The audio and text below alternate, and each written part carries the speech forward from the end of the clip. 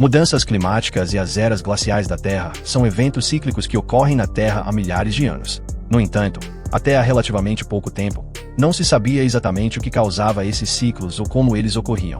Mas hoje, sabemos que elas têm a ver com variações orbitais ou chamados ciclos de Milankovitch. Mas como exatamente esses ciclos funcionam e o que os produz? Os ciclos de Milankovitch podem nos ajudar a prever como as mudanças climáticas se comportarão no futuro. Fique conosco para descobrir. Mas antes, não se esqueça de deixar o seu gostei e de se inscrever. Essa simples atitude ajuda muito o canal, nos motivando a trazer sempre o melhor conteúdo para vocês.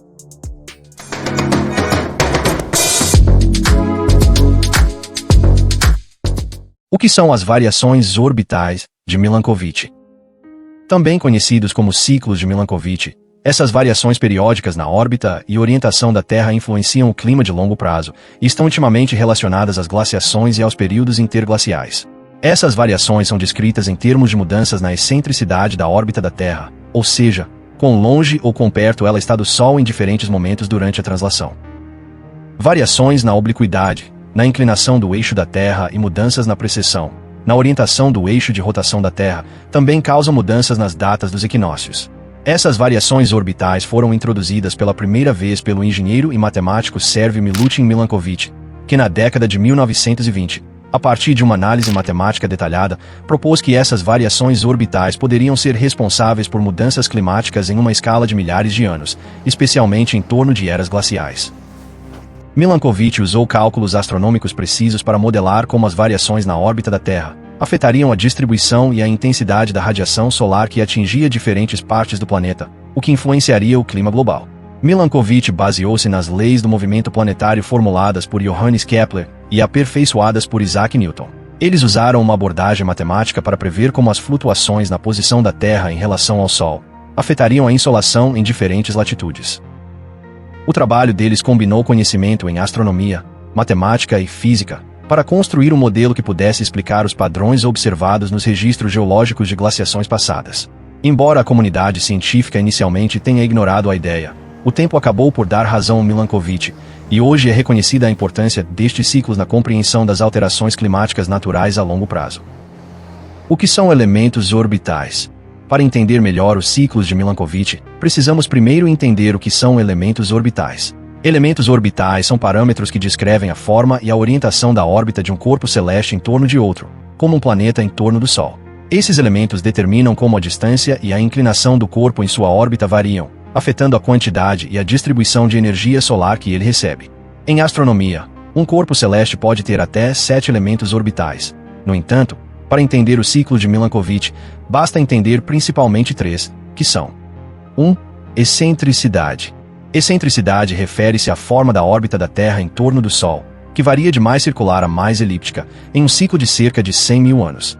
Quando a excentricidade é alta, a diferença entre a distância máxima e mínima da Terra ao Sol é mais significativa, e quando a excentricidade é baixa, a distância máxima e mínima da Terra ao Sol não é tão grande. Em outras palavras, quando a excentricidade é alta, a distância máxima e mínima da Terra ao Sol é mais significativa, mais elíptica. Portanto, a radiação solar que a Terra recebe varia significativamente ao longo do ano. Em contraste, quando a excentricidade é baixa, a distância máxima da Terra ao Sol é menor e mais circular, e, portanto, ao longo do ano a quantidade de radiação que a Terra recebe não varia tanto. Em suma, esse ciclo afeta a variação da radiação que a Terra recebe. Portanto, afeta a intensidade das estações, contribuindo para o início e o fim das eras glaciais. 2. Obliquidade.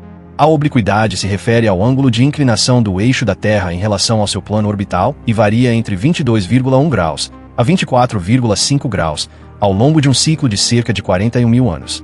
Este ângulo determina a severidade das estações. Um ângulo de inclinação maior causa invernos mais frios e verões mais quentes em ambos os hemisférios, enquanto um ângulo menor reduz essa diferença sazonal.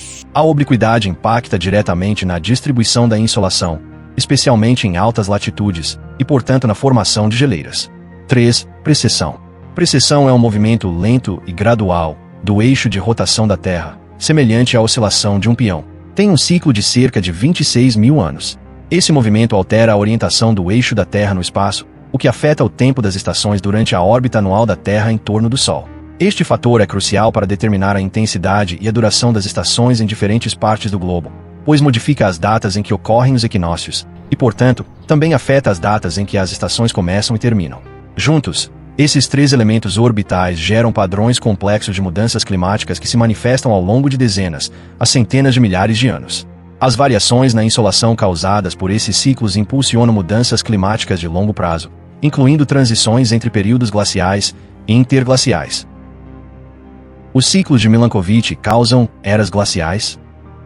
Os ciclos de Milankovitch são fundamentais para entender as flutuações climáticas da Terra nos últimos milhões de anos. Esses ciclos influenciam diretamente a quantidade e a distribuição da radiação solar que a Terra recebe, afetando as temperaturas globais, os padrões de precipitação e a formação de geleiras. Eras glaciais. As eras glaciais, períodos prolongados de clima frio com expansões significativas das camadas de gelo, estão intimamente ligadas aos ciclos de Milankovitch. Durante períodos de baixa excentricidade e menor obliquidade, e quando a precessão alinha o inverno do hemisfério norte com o afélio, quando a Terra está mais distante do Sol, as condições são favoráveis para a acumulação de gelo nos polos. A análise de núcleos de gelo e sedimentos marinhos é um exemplo de como essa relação foi medida e estudada. Cientistas como James Kroll e mais tarde Milankovitch trabalharam na teoria da força orbital, que sustenta que as mudanças na órbita da Terra são um fator crítico no início das eras glaciais. Mais recentemente, investigadores como André Berger, da Universidade Católica de Leuven, têm sido cruciais na modelação do impacto dos ciclos de Milankovitch no clima. Berger refinou os cálculos de Milankovitch e desenvolveu modelos climáticos que vinculam variações orbitais a registro de temperatura global obtidos de núcleos de gelo na Groenlândia e na Antártida e sedimentos oceânicos. Esses registros coincidem com os dos pesquisadores do Projeto Europeu de Núcleos de Gelo Antártico, EPICA, que obtiveram dados que mostram como os ciclos de Milankovitch se relacionam com os períodos glaciais e interglaciais. Isso confirma que as mudanças na radiação solar, devido às variações orbitais, têm sido um fator significativo nas mudanças climáticas nos últimos 800 mil anos. Os ciclos de Milankovitch são a resposta para as mudanças climáticas? Embora os ciclos de Milankovitch forneçam uma explicação convincente para muitos aspectos das mudanças climáticas naturais, certas discrepâncias e desafios surgiram na correlação desses ciclos com os registros climáticos observados. Os dois mais prominentes são a transição do Pleistoceno Médio e o paradoxo do estágio 5. 1. A transição do Pleistoceno Médio. Um dos desafios críticos na teoria de Milankovitch é a chamada transição do Pleistoceno Médio, uma mudança nos padrões de glaciação que ocorreu há cerca de 1 milhão de anos. Antes dessa transição, os ciclos glaciais seguiam um padrão de 41 mil anos, coincidindo com o ciclo de obliquidade. Entretanto, após a transição eles mudaram para um padrão de 100 mil anos, alinhando-se com o ciclo de excentricidade, embora a excentricidade tenha um efeito menor na radiação solar recebida do que a obliquidade. A teoria de Milankovitch não explica totalmente essa mudança, sugerindo que outros fatores, como a dinâmica da camada de gelo ou a composição atmosférica, por exemplo, concentrações de CO2, podem desempenhar um papel crucial na modulação do clima da Terra. 2. O paradoxo do estágio 5 Outra discrepância é o conhecido problema do estágio 5, um período interglacial há cerca de 130 mil anos. De acordo com os modelos do ciclo de Milankovitch, este deveria ter sido um período de clima mais frio. No entanto, evidências geológicas indicam que foi um dos períodos interglaciais mais quentes dos últimos 500 mil anos, com temperaturas globais mais altas do que as atuais. Essas discrepâncias levaram a uma reavaliação de como os ciclos de Milankovitch interagem com outros componentes do sistema climático, como camadas de gelo, vegetação e oceanos, e como essas interações podem amplificar ou atenuar os efeitos das mudanças na radiação solar. Ciclos de Milankovitch em outros planetas. Os princípios das variações orbitais de Milankovitch não se limitam apenas à Terra. Na verdade, esses ciclos também foram observados e estudados em outros planetas do Sistema Solar, fornecendo uma perspectiva mais ampla sobre como a dinâmica orbital pode influenciar os climas planetários. Marte. Marte é o planeta que mais se assemelha à Terra em termos de suscetibilidade a variações orbitais devido à sua inclinação axial e flutuações em sua órbita elíptica. Mudanças na excentricidade, obliquidade e precessão em Marte têm efeitos significativos em seu clima, semelhante ao que acontece na Terra. O planeta vermelho experimenta mudanças em sua obliquidade mais pronunciadas do que a Terra, enquanto a obliquidade da Terra varia entre 22,1 graus e 24,5 graus. Em Marte essa inclinação pode variar de 10 graus a 60 graus ao longo de milhões de anos.